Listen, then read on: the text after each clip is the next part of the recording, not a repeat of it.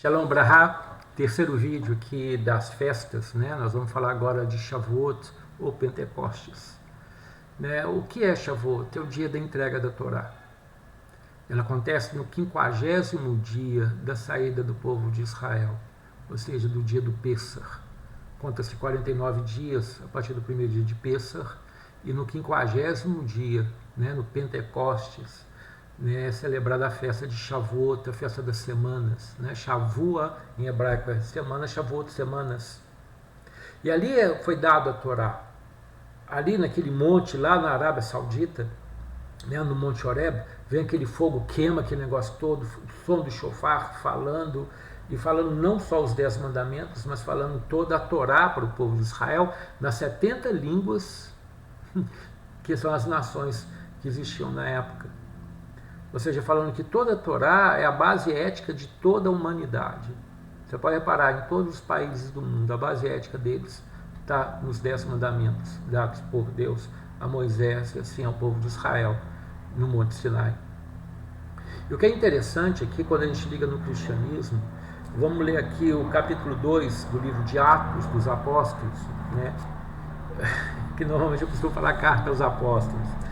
Fala assim: ao cumprir-se o dia de Pentecostes, estavam todos reunidos no mesmo lugar. De repente veio do céu um som, como de um vento impetuoso, e encheu toda a casa onde estavam assentados.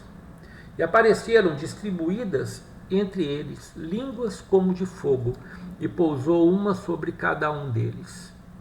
Todos ficaram cheios do Espírito Santo, e passaram a falar em outras línguas, segundo o Espírito lhe concedia que falassem.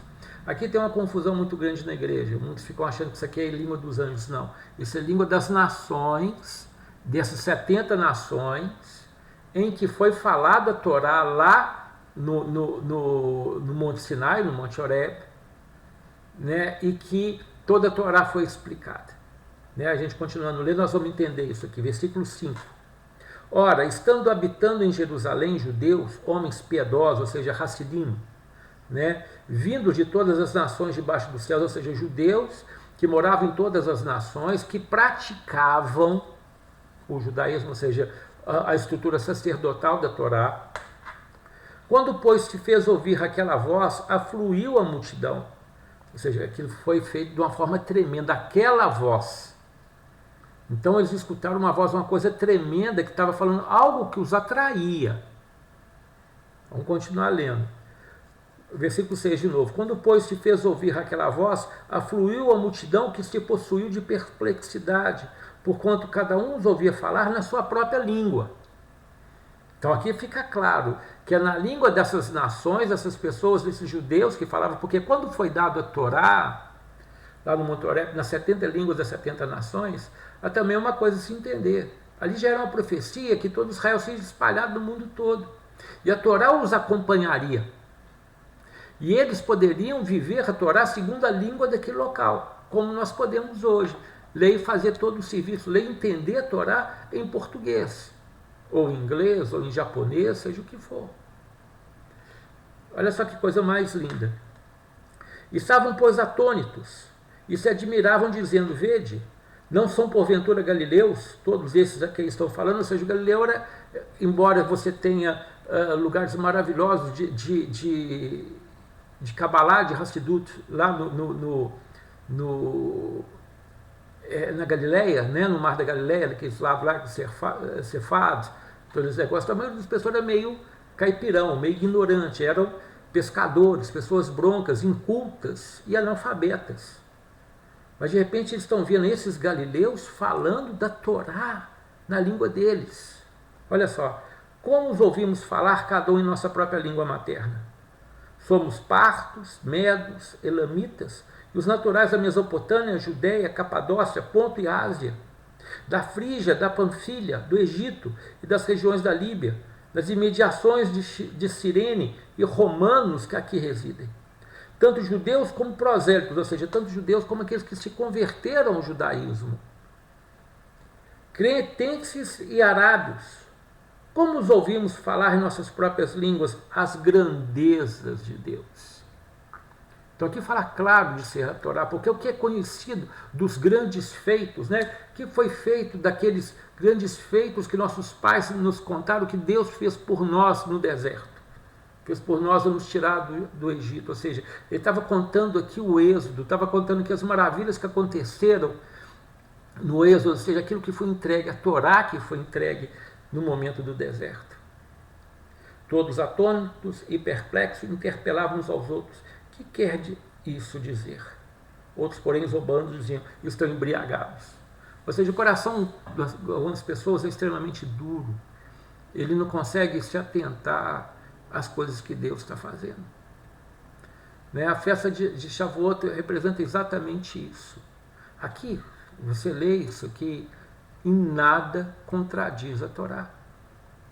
Pelo contrário, essas pessoas, esses apóstolos que andaram com Jesus, eles praticaram a Torá todo o tempo que estavam com Jesus.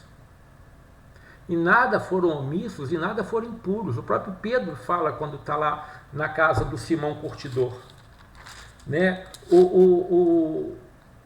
Quando ele vê os animais descendo no tecido, ele fala assim, eu nunca comi nada impuro nem nada profano na minha boca. Mas ele não andou aqueles últimos 3 anos com Jesus? E se ele nunca comeu nada que não seja kasher, ou nada que seja impuro, como que Jesus não comia também? Então é uma questão de querer entender. Eu não sei se eu tenho aqui, bom, deixa, a gente fala isso no outro vídeo, sobre essa questão do ser kasher ou não. Mas Shavuot representa a entrega da Torá. E dentro do cristianismo também tem que ser entendido isso. Mas infelizmente é uma festa que não é cultuada pelos cristãos. Eu sinceramente, com uma coisa tão bonita, porque aqui depois você tem um discurso de Pedro, e falam que 3.000 foram batizados, ou seja, reconheceram Jesus como Mashiach. Sabe por que o cristão não comemora isso? Qual é o medo da igreja cristã em se comemorar isso? Porque realmente na história do cristianismo, o Shavuot foi arrancado fora, Pentecoste foi porque é muito perigoso. Porque o próprio texto da escritura cristã corrobora para a verdade da escritura judaica. Então nisso a gente tem que ter entendimento. Sabe, Shavuot é um momento em que a gente enche a casa de flor, come só laticínios, por causa da questão do kasher, e realmente comemora a entrega daquilo que é a nossa vida, os estatutos e mandamentos pelos quais todo homem viverá, os estatutos e mandamentos que dão base para os nossos valores éticos e morais e sociais, estatutos e mandamentos que nos fazem ser civilizados, que nos faz entender o amor de Deus para o homem, que Deus, pela sua graça, deu esses mandamentos para que a gente, seguindo eles, nós vamos ter vida e temos vida em abundância. Se você que é cristão começa a entender isso, uma barreira vai sendo quebrada. Se você que é judeu começa a entender que o cristão recebeu isso para ele também, outra barreira vai sendo quebrada. Sabe, porque uma coisa é certa. Nós vamos ver agora no próximo vídeo que todos virão a Jerusalém adorar em Sukkot. E que ali será reconhecido um só Deus. O Senhor será um e o seu nome um. Isso nós vamos ver no próximo vídeo. Shalom Bracha.